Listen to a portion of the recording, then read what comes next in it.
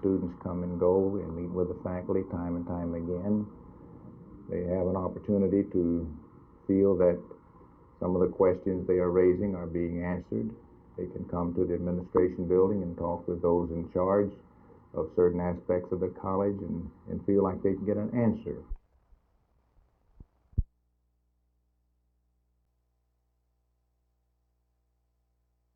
I feel very strongly that the majority of our girls, and I'm talking about the majority, really want to come to school. They want to abide by the code. They may have certain preferences for one thing or the other that we can work out, but they want to be here. They don't want to defy the rules. They want to be in school. They're happy girls. They're girls that have pride in their school and in themselves. But there is a small, I guess, like in every other case, in this case, a small minority that do have the attitude that this just isn't fast enough. It's not good enough for them. I'm sick when any one of my girls, and I have to call them that, does decide to take the law into their own hands or the rules and regulations and interpret them in a way that I don't think is proper, but they did, and I'm sorry. As I'm concerned, I think that they went about it the wrong way. There's a proper way to do things and there's an improper way, and they went about it the improper way. Walking out isn't going to help them one bit, I don't believe. They could have sat down with Mr. Wages, our superintendent, and talked to him like I did yesterday, or they can just walk out and make things worse now. They walked out, so that's the breaks. Tell me this, what would you suggest to the principal about students like this who put their mark on Bell High? If they walk out, I don't want them coming back, personally.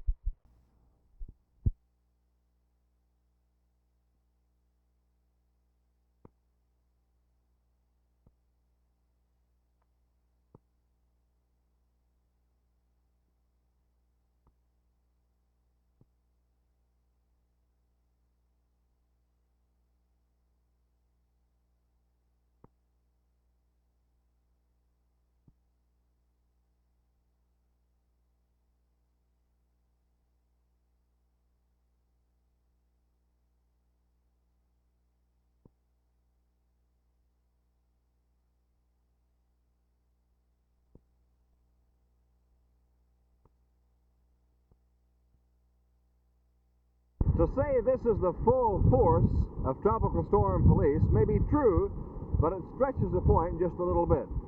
This is Rollover Pass on the Bolivar Peninsula between Galveston and Port Arthur. This is the spot where the tropical storm's eye passed on this evening. The residents around this area say they didn't hardly know police came through. Some wind, 40, 50 miles an hour, a 5-foot tide which closed the highway temporarily, no damage reported, the power along Bolivar Peninsula is still on, and the residents, for the most part, took it in a rather blasé atmosphere. Some of them moved into the Beaumont area to stay the night in a motel, not really knowing what police might do. The shrimp boats along the Texas Gulf Coast, particularly those along the Sabine Pass area, also moved up the Neches River to the calm waters of the Beaumont, the port at Beaumont, Texas. The people who live along this area were ready for the worst. The windows had been taped, the shuttered, the doors battened down, and in many cases the people evacuated. Sabine Pass particularly was interesting in that the bridge which connects Sabine Pass with the mainland was struck by a barge and burned 2 nights ago. The high water would close off the only highway which links it to Galveston. So the people, 900 of them, were evacuated. But for the rest of the Texas Gulf Coast area, police turned out to be nothing but a small kitty cat. This is Gene Thomas, Channel 8 News on the Move at High Island, Texas.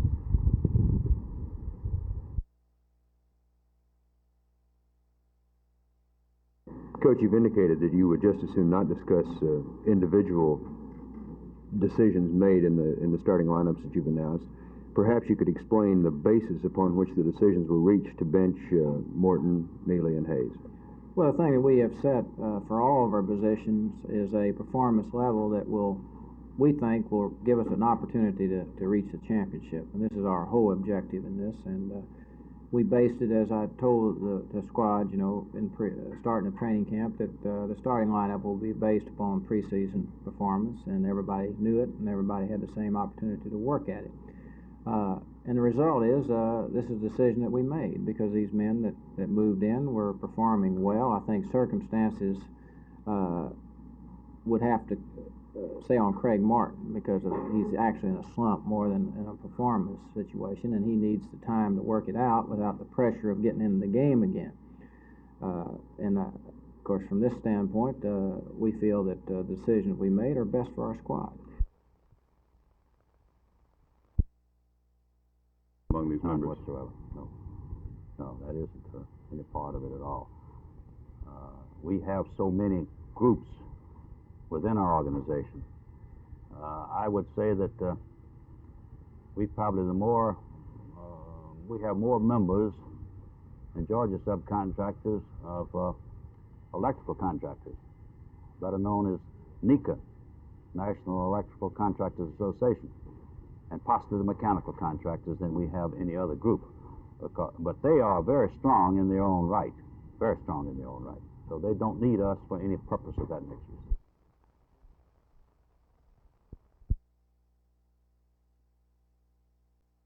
It was organized in June of last year, but we started producing here on Tuesday. We cured our first hams, and we smoked our hams, and we have some in the cooler now for packing in the finished goods cooler. Tell me this, just what goes into producing a ham for the consumer? Well, there's quite a bit go into that. Number one, when the ham come in, of course, it has to be cured. We make sure that they're clean, and then they have to be boned with all of the fat and the skin taken off and all of the trimmings taken out. And then it goes to the canning line where it's scaled and the proper weight is put into the can. It has to be vacuum sealed. Then it has to be cooked where it's a fully cooked ham where the housewife wants to serve it. And then it has to be chilled down properly and then packaged. Then it's ready to go to the shipping cooler. But it's quite extensive. I can go over it fast. But you have to kind of watch the operation there to see the pains that it takes to really get a product out to the consumer that she won't be disappointed with. Completely minority. We're here to serve the community and to grace the table, and that's what we're trying to do.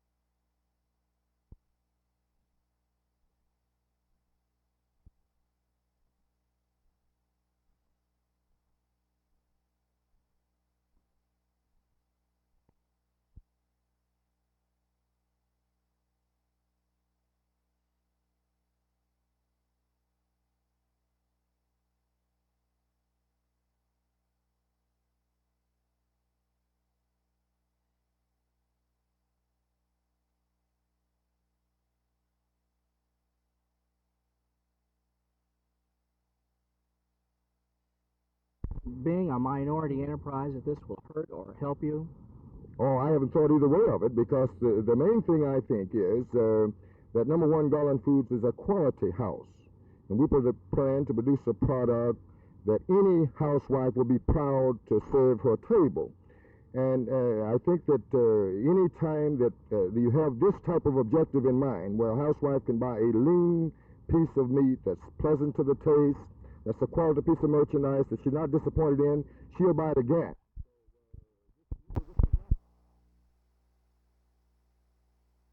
I thought he presented this in a very, very fine way. He's calling forth for those who are reasonable people and rational people to speak up and to be counted for on the campus. And I think this is one of the areas in which those of us associated with the college may make a strong stand. Why is it that on the small church-related institutions such as your own college, why have you been able to keep the serious disorders from occurring? A small college has the opportunity to meet with the students more frequently than on a large university campus.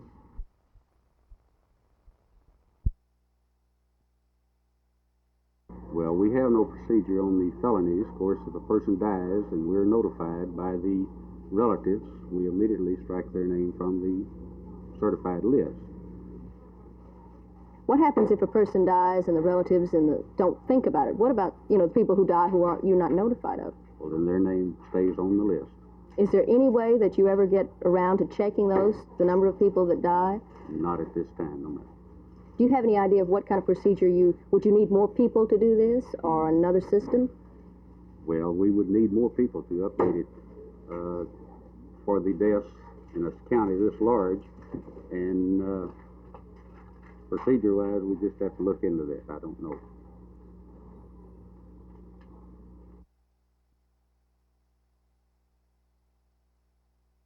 We are fortunate, and I'm sure Dallas is, from its inception, we realized that we were treading on possibly dangerous ground. And every meeting that we hold, every meeting that the national organization holds, we do have general counsel present.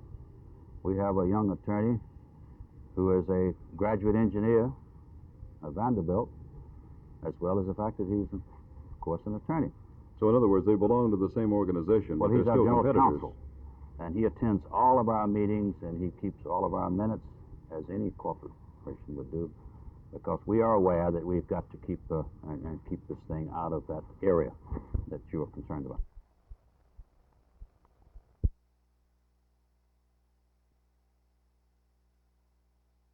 Due to the recent developments in the advent of civil disturbances, firebombing and so forth, it's becoming incumbent upon the police to involve themselves in fires resulting from this. Therefore, I'm speaking to them about it to tell them what to look for and what is involved in the investigation of a fire. Now, is it harder to preserve evidence and look for evidence in an arson case than it is, say, in a murder or a theft case? Yes, it is. In the first place, evidence in an arson case is usually perishable to some extent. Further, the fire tends to destroy the very evidence that you're looking for.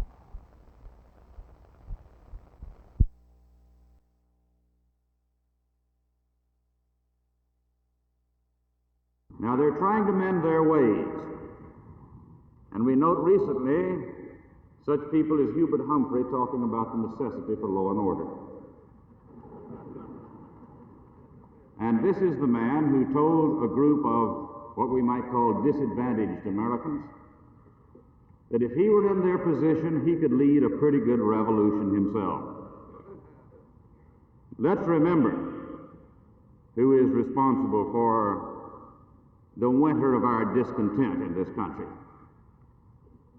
And if we remember it and if we understand it, I have no doubt about what the outcome will be in November.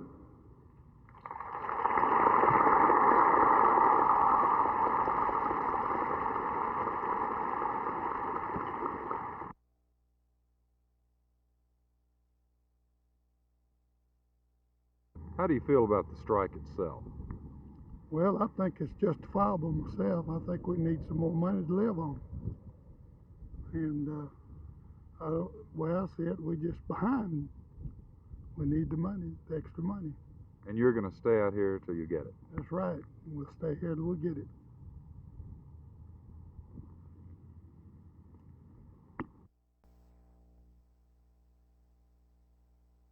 You will find that the platform and the campaign will stress working to help people and thereby help create in our state a better lifestyle for all of us. We will bypass the extremes and the extremists, but we will not be afraid to work the fringes as well as the center. We will stand for, work, and speak for legislation that shows sensitivity as well as good sense. We will advocate and we will support legislation that calls for even-handed justice in maintaining conditions that will allow our society to function. We will work for a cleanup of pollution, both fiscal and moral, and we will work for realistic goals, honestly stated, rather than unrealistic promises full of wind and rhetoric.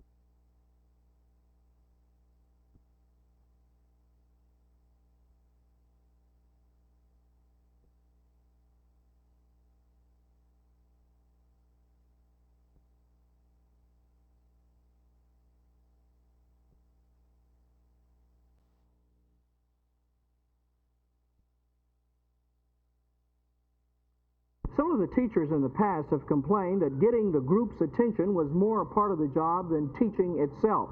Not so in guaranteed performance classes. Students are attentive and they learn. The Association of Classroom Teachers of Dallas don't like the program. They say that it is hiring a machine to do a teacher's job. That's true, but there still are teachers in the room, and the students learn more and they learn it faster through individualized instruction. For Channel 8 News on the Move, this is Jess Brown.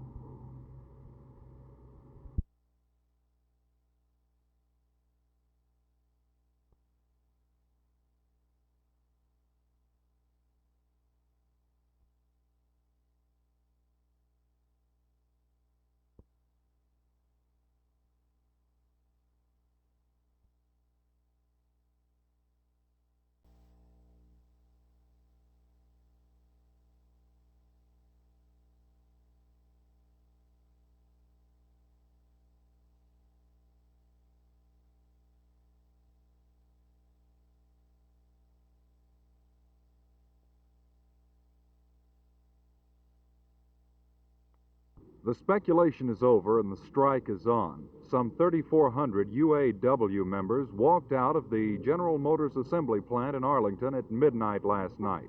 Union President James Thornell talked with newsman Art Sinclair about the strike.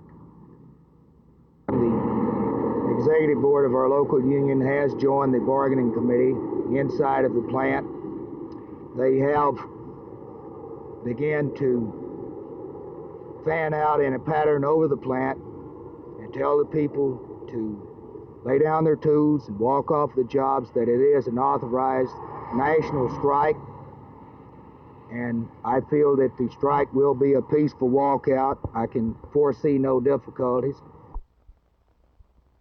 The strikers are preparing for the worst and hoping for the best. Those hopes aren't too substantial, however. The strike fund is only good for about 4 weeks. The strike may last up to 18 weeks. I talked with 2 on the picket line today. I'm sure it would hurt some of them pretty bad, say within 30 days. In other words, if it drags on longer than 30 days, everybody's going to be in pretty much of a bind. Well, I wouldn't say, let's just say possibly 3/4 at least. Half to 3/4 of them wouldn't be. How's it going to affect you, Mr. Riddle? Well, I'm just like he is at present. Why, I'm in pretty good shape, but it may hurt if it lasts over a month or 2. General Motors isn't too happy about the strike either. Spokesman Harry Blair talked with newsman Jim Mitchell on Channel 8's News at Noon show today.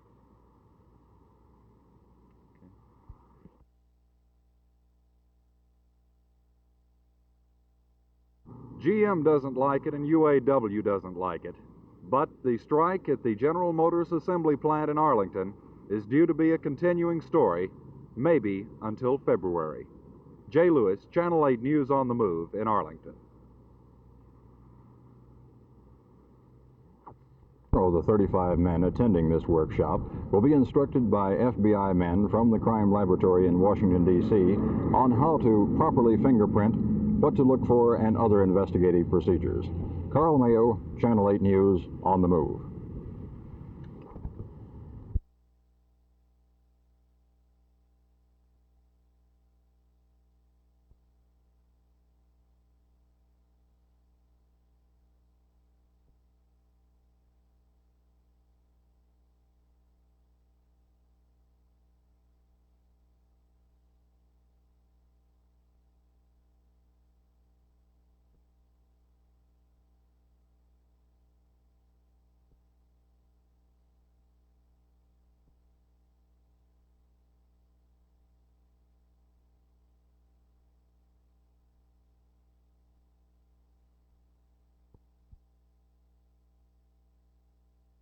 All right, Dale, you're going to work this placement test just like you did the introductory lesson.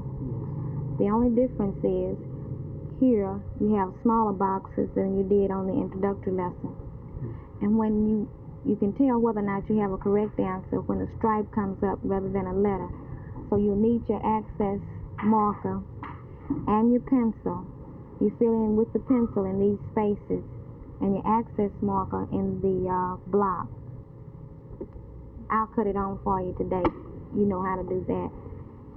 Be sure when you put your headset on to check the volume. We don't want you to have a hearing loss, okay? Put on your headset. I'll cut it on for you this time. Be sure to adjust the volume. 242. Use your pencil to write the numbers on the line. Now take your marker. I will give you 2 series of answers. One will be right and one will be wrong. Listen carefully. If the 3 numbers are 241, 242, and 243, mark the box next to A. If the numbers are 240, 242, and 244, mark the box next to B. If you found X's, that means you should mark the other box to find the right numbers. Then press the button.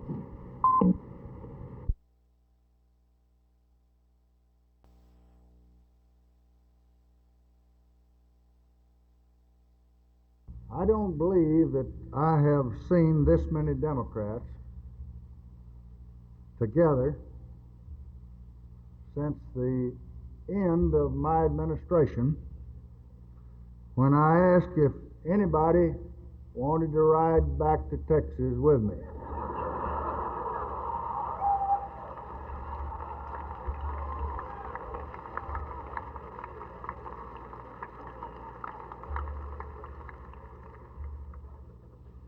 It's always good to come before a united party where all the forces are pulling together for the unselfish glory of the Democratic cause.